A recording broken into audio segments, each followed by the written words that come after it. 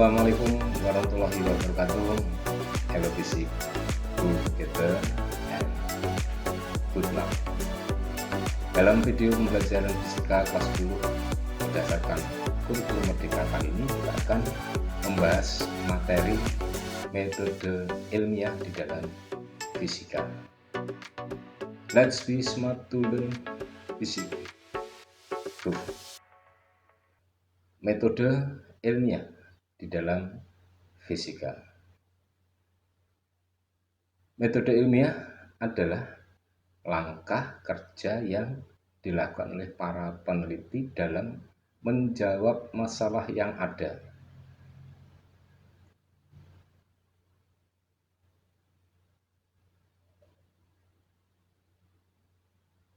Dalam buku Zoom Outline, metode ilmiah diartikan sebagai langkah-langkah kerja rutin dari peneliti karena keingintahuan mereka untuk mempelajari keteraturan dan hubungan fenomena-fenomena alam, memikirkan berbagai hal secara tepat melalui penelitian dengan analisis data. Menurut Francis Bacon 1561-1626, metode ilmiah adalah serangkaian langkah berupa identifikasi masalah, pengumpulan data, merumuskan hipotesis atau dugaan ilmiah sementara, menguji hipotesis secara tepat dan mengonfirmasi hipotesis atau dugaan ilmiah tadi apabila terdapat temuan-temuan baru dalam eksperimen yang dilakukan. Langkah-langkah tersebut dilakukan secara sistematis dan berurutan. Jadi tidak bisa dilakukan. Sedangkan kriteria metode ilmiah yang akan kita bahas pertama kali ini adalah kegiatan dikatakan ilmiah apabila menggunakan metode ilmiah dengan kriteria yang mana kriteria ini adalah yang pertama berdasarkan fakta. Dia harus berdasarkan fakta dan bersifat objektif. Jadi tidak ngarang-ngarang. Keterangan-keterangan yang diperoleh dikumpulkan dan dianalisis berdasarkan fakta-fakta. Oleh karena itu, hasil kegiatan ilmiah tidak bersifat hayal atau ilusi. Yang kedua, bebas dari prasangka. Metode ilmiah harus bebas dari prasangka dan jauh dari pertimbangan subjektif sehingga hasil yang dilaporkan sesuai dengan kenyataan. Yang ketiga, berdasarkan prinsip-prinsip analisis dalam memahami dan mengartikan fenomena ilmiah, diperlukan analisis terhadap permasalahan tersebut. Prinsip analisis akan membantu mengemukakan jawaban secara logis.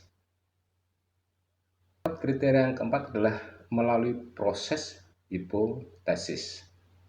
Dalam metode ilmiah diperlukan prinsip berpikir analisis yang didasarkan adanya hipotesis. Hipotesis diperlukan untuk membantu jalan pikiran sesuai dengan arah tujuan yang hendak dicapai. Yang prinsip yang kelima adalah kriteria yang kelima adalah berdasarkan teknik kuantitatif.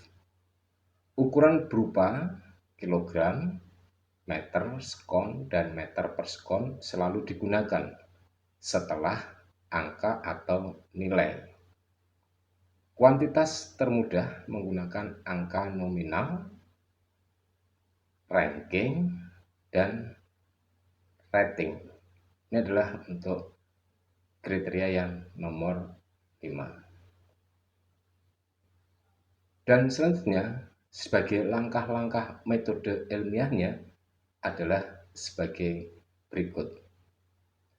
Langkah-langkah metode ilmiah mencerminkan tahapan-tahapan kegiatan ilmiah sebagai berikut ini, yaitu yang pertama, melakukan observasi atau pengamatan, di mana melakukan observasi atau pengamatan itu untuk menemukan masalah melalui pengamatan kuantitatif ataupun pengamatan kualitatif. Contoh, air sebagai zat cair merupakan salah satu sumber pemanfaatan energi untuk pembangkit listrik yang karakteristiknya perlu diketahui agar tepat guna. Langkah kedua, merumuskan masalah. Jadi masalah harus dirumuskan dulu. Perumusan masalah dilakukan dengan membuat kata tanya seperti apa, siapa, kapan, di mana, dan bagaimana. Itu adalah yang harus kita lakukan. Sebagai contohnya adalah bagaimana hubungan antara suhu zat cair dengan lama pemanasan zat tersebut. Nah, ada tanda tanya. Jadi selalu membuat suatu pertanyaan untuk merumuskan masalah. Yang ketiga adalah mengumpulkan data atau informasi, di mana informasi atau data ini dapat diperoleh dari literatur, dari berupa buku ataupun dari internet yang sesuai dengan dan mendukung teori dalam penelitian. Contoh, zat cair dapat menyerap kalor secara spesifik tergantung dari jenis dan susunan partikelnya. Kemudian yang keempat, membuat hipotesis, dugaan sementara. Hipotesis merupakan dugaan atau jawaban sementara tentang masalah yang diselidiki. Jika setelah diuji hipotesis tidak diterima, kita harus mengubah hipotesis tersebut sehingga dapat ditarik kesimpulan. Contoh, semakin lama dilakukan pemanasan, semakin tinggi kenaikan suhu zat cair. Ini adalah sebagai hipotesisnya.